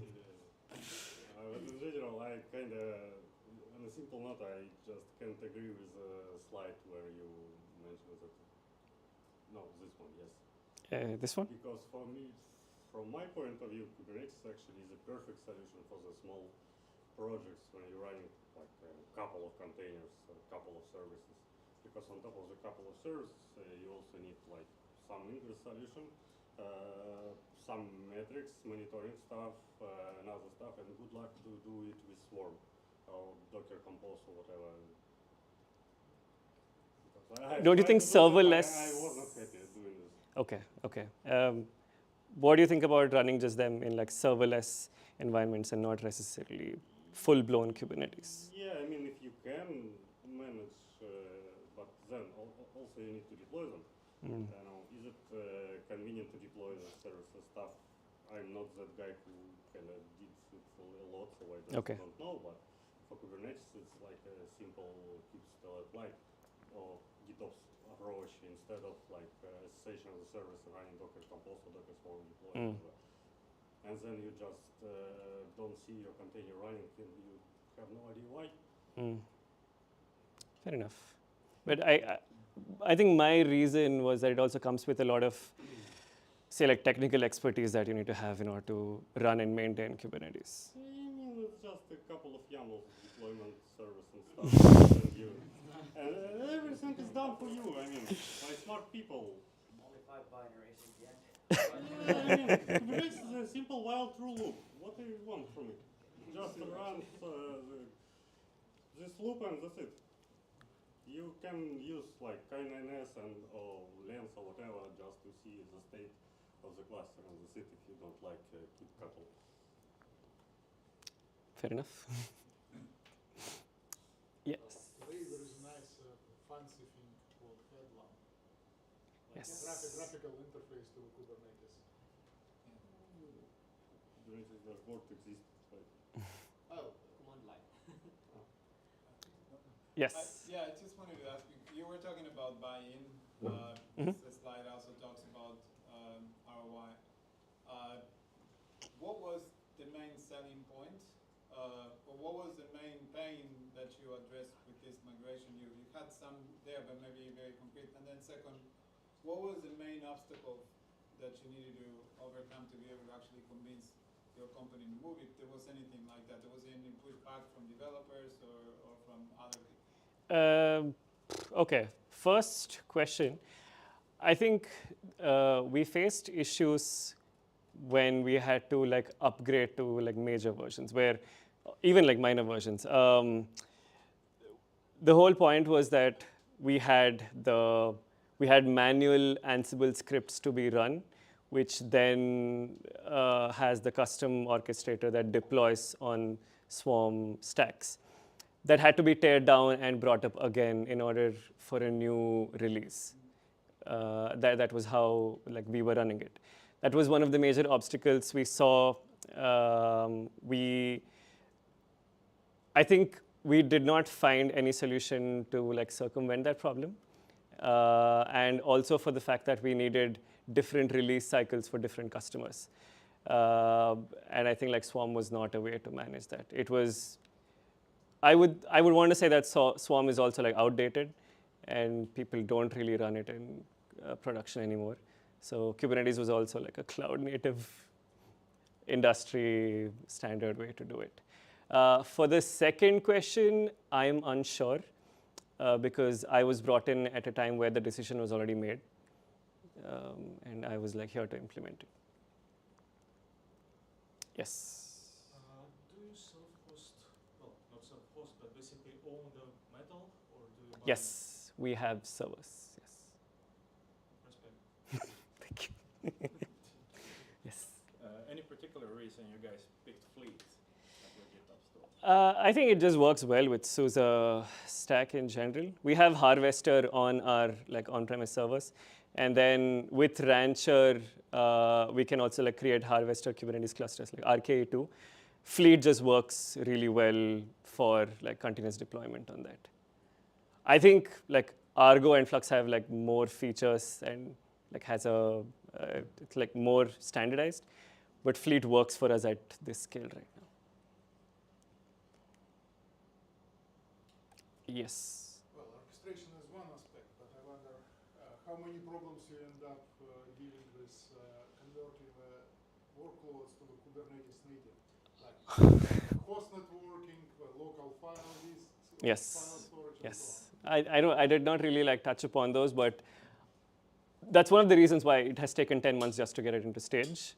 There was a lot of like network configurations, and we used to like mount our let's say like secrets with like Ansible Vault, and those had to be turned into like external secrets, or we had to have a secret store for it. So there was a lot of these small things which bundled up and took a lot of effort to convert just running Docker containers into Kubernetes native elements. It took us quite some time. Yeah. And currently at my company, like I'm the only one who's in charge of the Kubernetes migration. So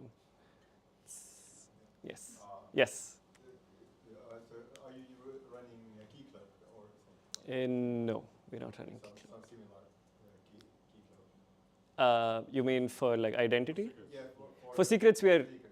well, it's currently on AWS secret store. What is it called? KeyCloak is the self-storage version. Yes, yes.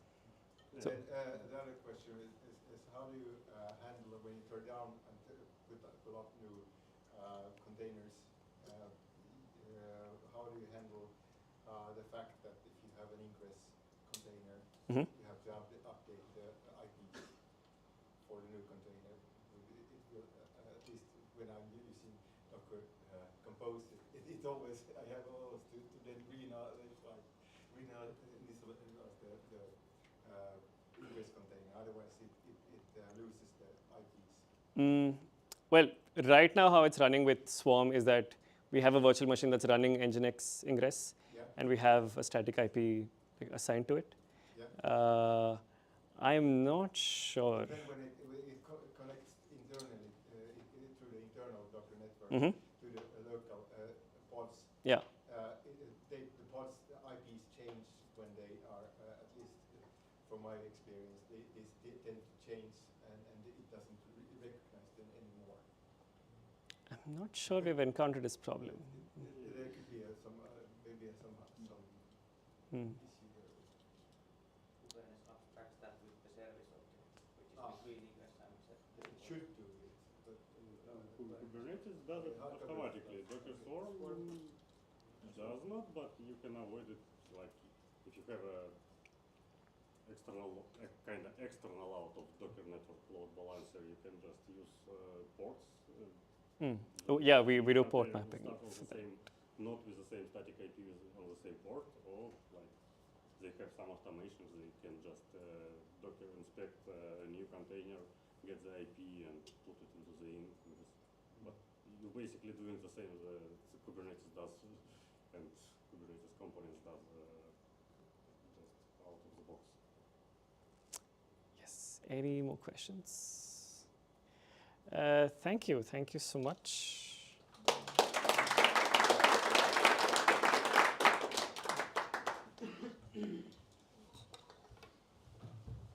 Thank you. That was it for today. We still have some time to mingle and some pizza. And see you in the beginning of December. I forgot the date.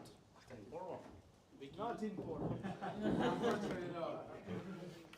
Beginning of December, December 10th.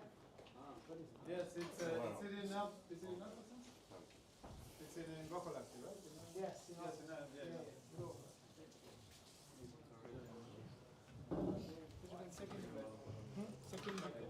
I think it's the 10th. Yeah, if it's the 10th, then it's the second week because it's actually 2 weeks from now. Yeah, it's like Yeah, I was thinking, yeah, you have to do what like is 2 weeks from now?